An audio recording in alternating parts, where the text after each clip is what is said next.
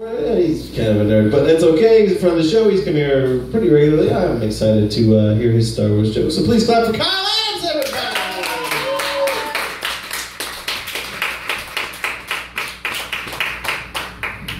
Star Wars jokes first, or a stripper story?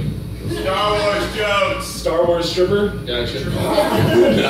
All right, Star Wars jokes. So we had this girl in my high school, and we called her Jabba the Slut. And this was not a body shaming thing, not a body shaming thing at all. Okay, guys. She was very promiscuous, and this is how she made out with everybody. And she had a vestigial tail as well. And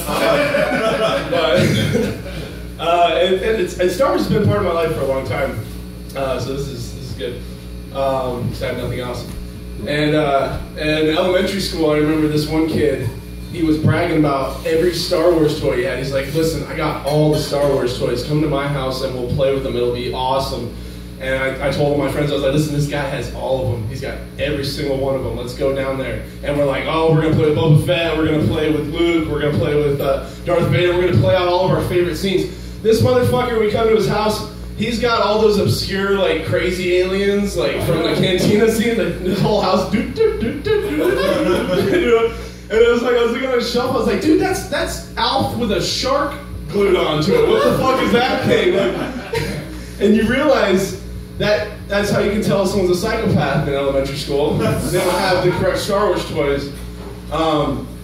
But it's crazy, like, Lucas made a toy out of every single claptrap fucking Muppet that they pulled out of the closet for that movie.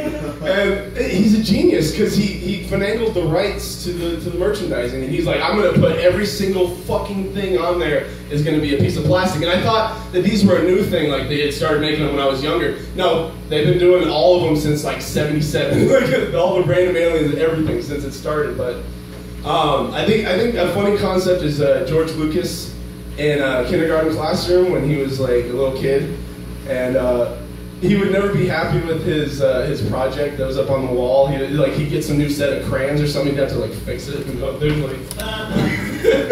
That's not how I originally intended to draw the sunshine.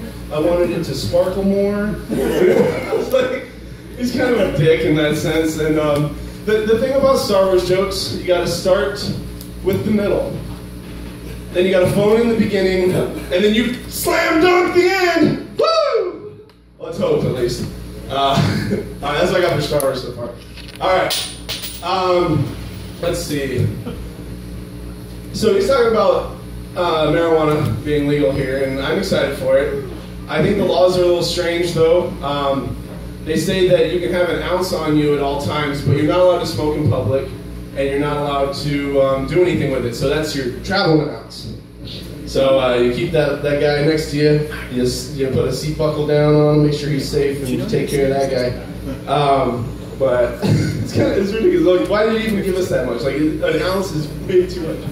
But anyways, so it's going to be recreationally legal. So 40% of the taxes of the recreational weed that is sold are going to the Oregon public school system. So finally, when people tell me that, they ask me, they say, "Why do you smoke weed, Kyle?" And I go, "It's for the fucking kids, bro."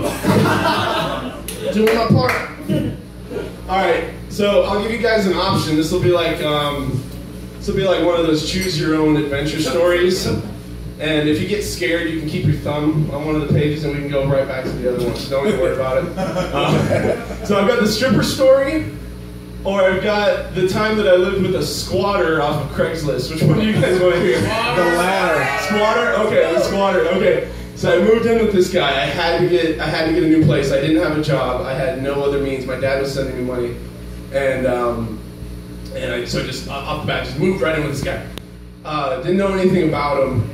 And I had met him once, and he had showed me his credentials and stuff. And it turned out the guy was never home.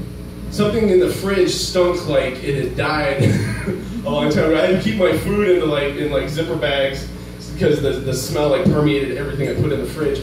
And I should have known, the only thing that was furnished in his apartment was a set of VHS tapes. That's all I had was this fucking like it looked like it like robbed a Blockbuster.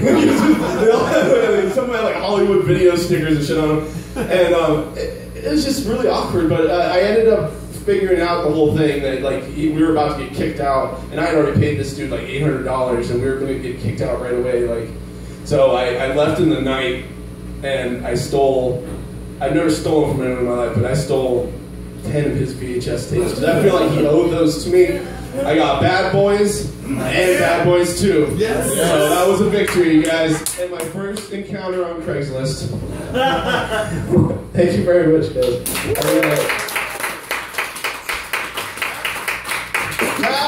That was everybody. I guess your first encounter on Craigslist wasn't that creepy. That's good. I don't know. Moving right along, your next performer. He's new to this open mic.